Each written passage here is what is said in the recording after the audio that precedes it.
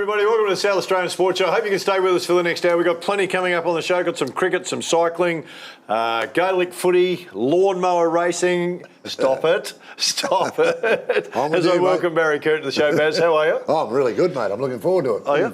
Sure. Now, I want to go with a bit of a twist on the segments, mate. I want to call this little 4-minute good on them. Good on them. Good on them, okay. Gina Reinhart pulled her $15 million on netball after a fair debacle there. Good on her. I think good on her. She did the right thing. Look, you know, isn't that sad? Yep. To me, this was always going to happen. Yep. To some sport, at some stage. Inevitably, it had to get going to happen because, you know, they're saying go woke, go broke. Somebody has put this girl up to this. I don't care what anyone says. Donnell Wellham. Donnell, yeah. Yep. Look, evidently she's very distraught over what's happened, but I don't fully blame her because I don't believe that it was her alone who came up with this, hey, I'm not happy about playing because of what somebody said 40 years ago. Well, she's only 20-something, so she would put her up to this. Yep, sure. These people are faceless, Phil. Yep. These people who are coming up, all this do-gooder stuff, are faceless people. The same thing has happened to Pat Cummins. Yes. In my opinion. Yep. I don't think Pat's come up with this on his own. Pat's walking around with a KFC bucket on his head. He's happy to do that. Well, mate, no, quite seriously, if you think about how hypocritical all this is, you know, obesity kills more people. It's up there with heart disease as a killer in Australia, yet he'll walk around with a KFC bucket on his head, but not happy with a Linter Energy. Now, come on. Now, so somebody's put him up to this as well. Now, I want to know who these people are. Let's get these people out the front. You'll never see. Well, that's why I'd like to sit with Donnell in a quiet minute and ask her take on all this, because there's a lot of media hype around it. And you and I have been in it, and we're doing it right now where, you know, we're not getting all the facts. No, that's right. But what we're hearing doesn't look good. So there's a communication breakdown along the way. $15 million, Phil. But do the players now need to be better educated in the value of sponsors? Along the lines of, hypothetically, if we use any player you like that says, I'm not happy wearing air diffusion agencies because I don't like Bill. Now, no one would ever say that because he's a ripping bloke. Yeah. You go, and we're both involved with the national hockey team. Yeah. I think it's fair to say, understand where you're coming from with that. Yeah. And we respect that that's the way you feel about it. Yeah, yeah. As long as you respect the fact that we're not going to pick you. Exactly right.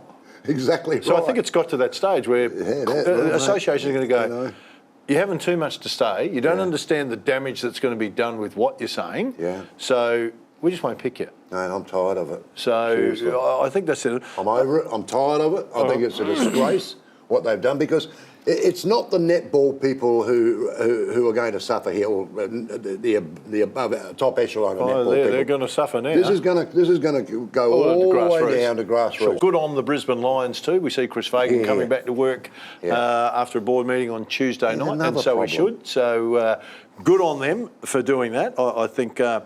You know what's interesting for me at the moment? There used to be a case where you had to present the facts before someone was guilty. Yeah, now it's you're guilty and you've got to present the facts to prove you're innocent. I find that quite interesting. Hey, there's a lot coming up on the show, but you need to stay tuned and have a look at the footage of Graham Fisley when he comes off the bike at training. Commonwealth Games lad, terrific cyclist. It's a great interview, but just get that bit of footage and you see what he goes through and then comes back to ride again. Wow. We need to get over to Millie for the news. Millie, what have you got for us? Hi everyone, and welcome back to another week in sport, one that has seen the cricket world erupt and the South Australian government boost our sporting community. So let's hit it off. And quite literally, as India has pulled off a miracle in Melbourne after a thrilling final ball victory over Pakistan in their T20 World Cup opener. With over 90,000 spectators at the G, the hundreds of millions of people around the world watching on as well, the T20 clash between the two countries has been labelled the best opening T20 cricket game ever played. India needed 36 runs off 14 bowls to win when the almighty Virat Kohli kicked into gear on the 11th over of the run chase, scoring 70 runs from his final 32 deliveries to help India secure the 160-run target in dramatic style. The highlight of the night was when Kohli smashed 2 consecutive sixes, labelling it Kohli's best innings he's ever played. The atmosphere has seen the MCG was enough to put the AFL Grand Final to shame, so I guess that's really saying something for Australian sport. A 12-month scholarship to local athletes who perform at national and international levels has begun in South Australia. Elite athletes can now apply for financial performance support through the South Australian Sports Institute's AIP program. The program has been an immense success in previous years, contributing to South Australia's impressive representation on national teams, including athletics, boxing, gymnastics and weightlifting, to name a few. $138,000 is on offer through this round of the IAP, which also includes funding for the Country Athletic Awards. Minister for Recreation, Sport and Racing, Katrin Hillard, says that the program will inspire the next generation to participate in sport and enjoy the significant benefits of being active in the community.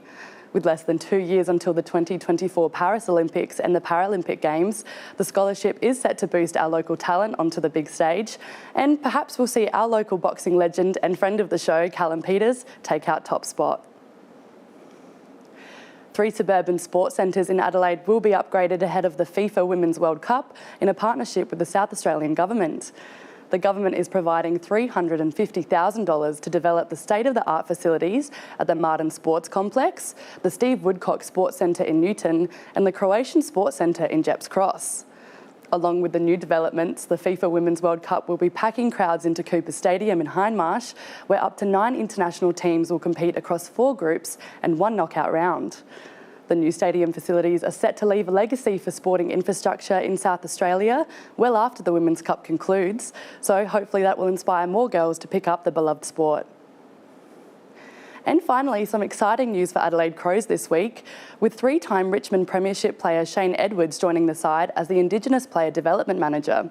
With over 300 games played for the Tigers, Edward finished his career playing at the end of the 22 season after he was drafted from North Adelaide in 2006. With Edwards joining the Crows, the club's current Indigenous Development Player Manager, Jeremy John Cock, will move to Indigenous Programs Manager for the club. Head of football of the Crows, Adam Kelly, said Edwards was one of the most respected players in the competition and is set to create a great culture for the club.